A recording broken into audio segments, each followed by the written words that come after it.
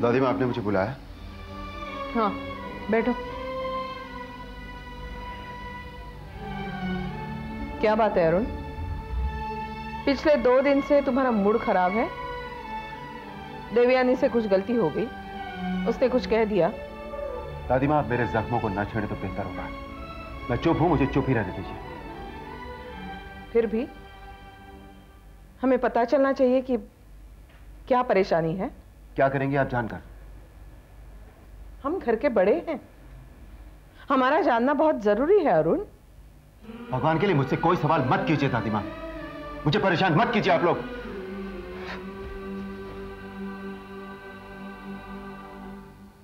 क्या हो गया है अरुण को?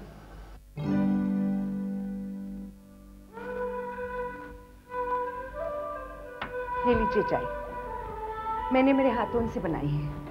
मुझे चाय नहीं पीनी है। अरे ये क्या हो गया आपको अचानक? आपको तो मेरे हाथ की बनी चाय बहुत पसंद है। मैंने कहा ना मेरा मूड नहीं है। ये पिछले कुछ दिनों से आपके मूड को हुआ क्या है? आप मुझसे ढंग से बात नहीं कर रहे, गुस्सा कर रहे, मेरे हाथ का दिया हुआ पानी भी नहीं पी रहे। तो मुझसे कुछ ना ही पूछो तो बेहतर है। अच्छा, आपसे पूछूं नहीं कि मेरी क्या गलती हुई है? आप इतने दिनों से मुझसे नाराज हैं, ये नहीं पूछूं कि मैंने क्या गुनाह किया है? गुनाह किया है तुमने झूठ बोलने का। पति से झूठ बोलना सबसे बड़ा पाप होता है। मैंने क्या झूठ बोला है? क्या तुमने ये झूठ नहीं कहा कि तुम्हारी जिंदगी में सिर्फ मैं हूं? क्या तुमने ये झूठ नहीं कहा कि तुमने सिर्फ मुझसे प्यार किया है? क्या तुमने ये झूठ नहीं कहा कि मेरे सिवाय जिंदगी में तुमने और किसी को नहीं चाहा? बोलो, जवाब दो। चुप क्यों हो गई? आवाज क्यों बंद हो गई? जवाब दो, बोलो। तो आपको सच्चाई का पता चल गया है। अगर आप जान ही गए हैं तो मैं आपको पूरी बात साफ साफ कहना चाहूंगी। मेरी आपसे शादी होने से पहले मैं किसी से प्यार करती थी। हम दोनों ने मंदिर में शादी की थी और मैं मां बनने वाली थी। ये बात मैंने मां को नहीं बताई थी, लेकिन दुर्भाग्य से एक बुरे हादसे में उनका देहांत हो गया। जब मैंने मां को सारी बात बताई तो बहुत गुस्सा हो गई। घर के खानदान के नाम को मिट्टी में मिला दिया, ऐसा बहुत कुछ कहने लगी। उसने मुझे कहा कि इस बच्चे को गिरा दो, लेकिन मैं बच्चा नहीं गिराना चाहती थी। इस जद्दोजहद में काफी दिन बीत गए और डॉक्टर ने कहा कि अगर मैं अबॉर्शन करूंगी ना तो मेरी जान को खतरा हो सकता है। इसलिए मेरी माँ मुझे किसी नर्सिंग होम लेके गई। वहां मेरी डिलीवरी हुई और उसने मुझे कहा कि मेरा बच्चा मरा हुआ पैदा हो गया। इसी सच्चाई के साथ मैं जी रही थी। फिर उसने मुझे कहा कि मैं शादी कर लूं। मैंने मना किया तो उसने मुझे कहा कि वो अपनी जान को कुछ कर लेगी अगर मैं शादी नहीं करूंगी। मैं राजी हो गई और आप मेरी जिंदगी में आए हैं। मैं शुरू से ही आपको सच्चाई बताना चाहती थी, लेकिन माँ की वजह से नहीं बता पाई। उसने मुझे कहा कि जो हो गया वो खत्म हो गया। अगर ये सारी बातें तो अपने शौहर से कहेगी तो तेरी पारिवारिक जिंदगी खत्म हो जाएगी। इसलिए मैं सब कुछ अपने अंदर सिमट कर जीती रही। और एक दिन उस डॉक्टर के साथ आरती हमारे घर आई। उस डॉक्टर ने मुझे कहा कि मेरा बच्चा मरा हुआ नहीं था, आरती मेरी बेटी है। वो डॉक्टर कैंसर से पीड़ित था, चंद दिन बचे थे उसके पास। उसने कहा कि आरती का इस दुनिया में मेरे अलावा कोई नहीं है। मैं क्या करती? वो मेरी बेटी और मेरा अपना खून है। उसे रास्ते पे कैसे छोड़ती? आखिर सच्चाई से कब तक कोई छुपते भागे? मुझे मालूम है कि ये सब कुछ सुनने के बाद आप क्या फैसला करने वाले हो। उसके पहले ही मैंने तय कर लिया है कि मैं क्या करूंगी।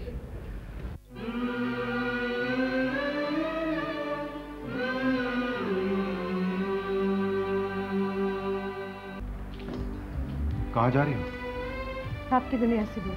क्यों? क्योंकि मैंने आपके प्यार का, आपकी वफा का नाजायज फायदा उठाया है। मुझे आपकी पत्नी कहने का कोई हक नहीं बनता। सही कह रही हो तुम। तुम्हें पत्नी कहलाने का कोई हक नहीं है। पत्नी वो होती है जो पति को अपना जीवन साथी मानती है, उससे अपना दुख जाहिर करती है, उस पर भरोसा करती है। लेकिन तुमने ऐसा कभी नहीं किया। तुमने मुझ पर भरोसा ही नहीं किया, कभी अपना दुख जाहिर नहीं किया। अगर तुम मुझे पति मानती तो अपनी गुजरी जिंदगी के बारे में बताकर तुम मेरा दिल जीत लेती। मतलब यह कि तुमने मुझे जाना ही नहीं, समझा ही नहीं। तुम मेरे दिल को कभी समझ नहीं पाई। अगर समझती होती तो मुझे अपने बारे में सब कुछ बताकर मेरा विश्वास जीत लेती। मुझे लगता है कि मुझ में ही कोई कमी रह गई जो मैं तुम्हारा भरोसा नहीं जीत सका, तुम्हारा प्यार नहीं पा सका। हाँ देवयानी, हर इंसान जिंदगी में एक बार प्यार करता है। हो सकता है उस वक्त मैं तुम्हें मिला होता तो तुम मुझसे प्यार कर बैठती, लेकिन मैं तुम्हें नहीं मिला तो गलती तो मेरी ही हुई ना। मतलब? पगले, ये सुनकर तो मेरी नजरों में तुम्हारी इज्जत और भी बढ़ गई। अरे तुम्हारी जिंदगी में इतना बड़ा हादसा हुआ, लेकिन तुमने मुझ पर, बच्चों पर और इस घर पर वो साया कभी नहीं पड़ने दिया। इस घर को टूटने नहीं दिया। अपनी गुजरी हुई जिंदगी को तुमने अपने तक ही रखा।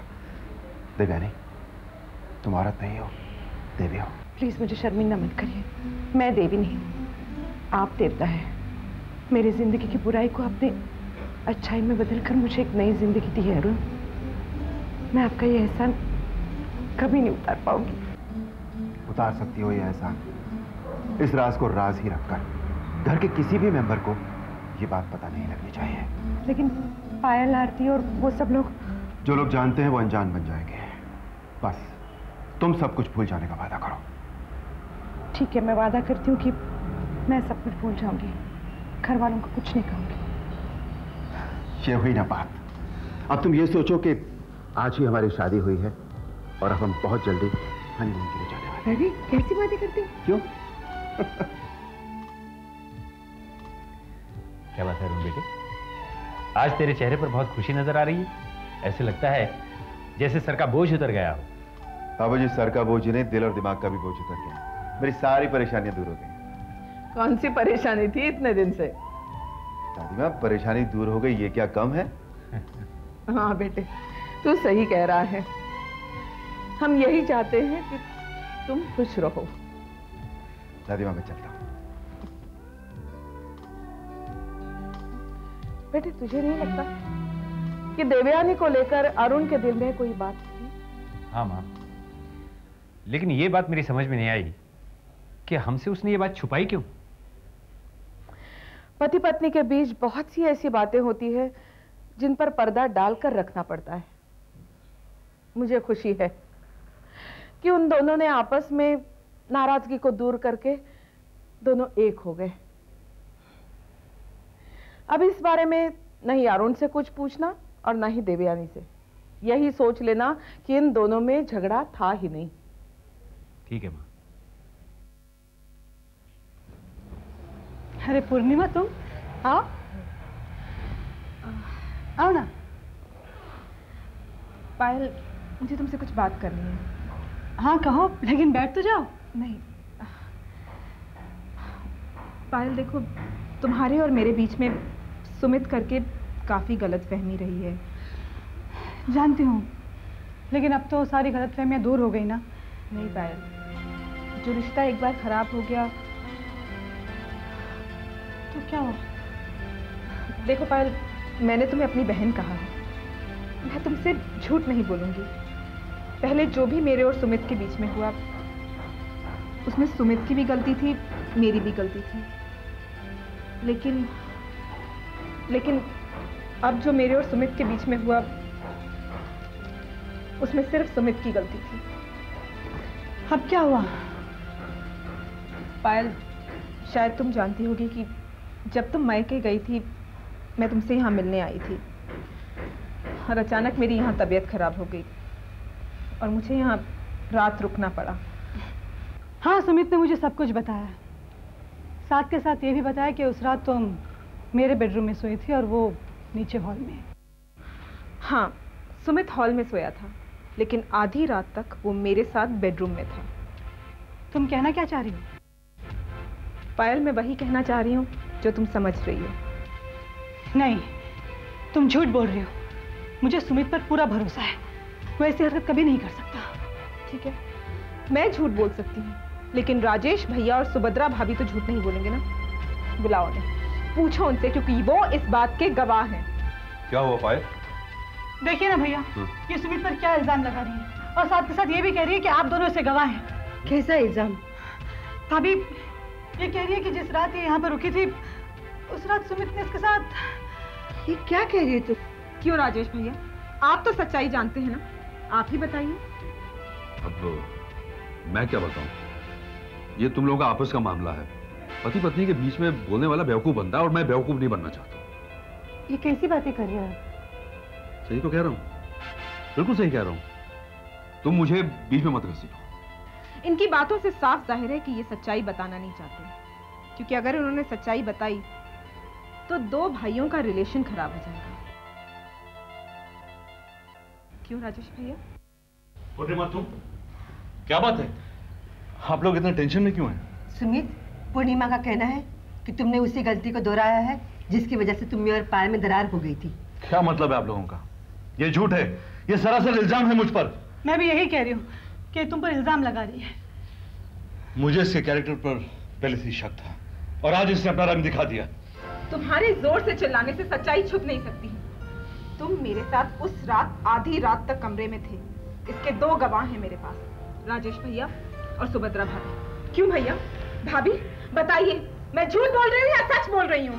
इसकी बात का यकीन मत करो पायल, मैं सच कह रहा हूँ। मेरा और पूर्णिमा का कोई रिश्ता नहीं है। सुमित, हम दोनों ने एक दूसरे से वादा किया है कि अब कभी भी लड़ेंगे झगड़ेंगे नहीं, एक दूसरे के साथ प्यार से रहेंगे, और उस वादे को मैं भूली नहीं हूँ। कहो पूर्णिमा, क्या कहना चाहती हो? अगर तुम मुझे ये सबूत दे दोगी कि तुम्हारे और सुमित के बीच कोई रिश्ता है, तो तुम जो कहोगी मैं मानूंगी। कहो। मैं सुमित के बच्चे की। ये नहीं हो सकता है, ये नामुमकिन है। ये तुम क्या बोल रही हो? क्यों नहीं हो सकता भाभी?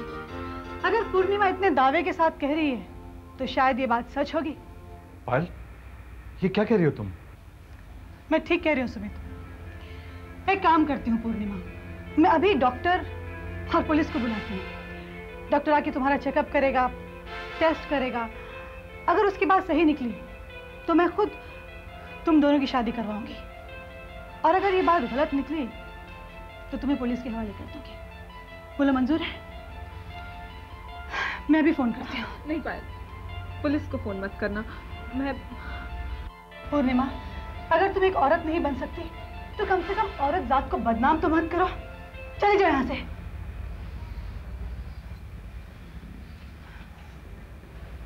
भाभी, अगर मैं इसकी बात पर यकीन कर लेती तो आप जानती हैं अंजाम क्या होता, लेकिन मुझे सुमित पर पूरा भरोसा है।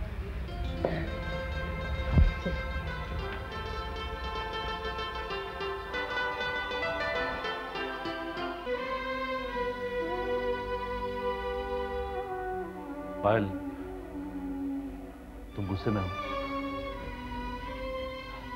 जवाब दो ना। मैं जानता हूं कि तुम मेरी वजह से नाराज हो। ये जो कुछ हुआ है सब मेरी वजह से हुआ है। ना मैं पूर्णिमा से दोस्ती करता और ना ही ये नौबत आती। नहीं सुमित, इसमें तुम्हारी कोई गलती नहीं है। मुझे तो अपने आप पर गुस्सा आ रहा है। तुम्हारे मना करने के बावजूद भी मैंने पूर्णिमा के साथ दोस्ती की, उसकी हर बात पर विश्वास किया, और तुम्हारी बात नहीं मानी। पायल, मुझे पता था कि वो मुझे हासिल करने के लिए कोई भी कदम उठा सकती है, इसलिए मैं उससे दूर रहता था।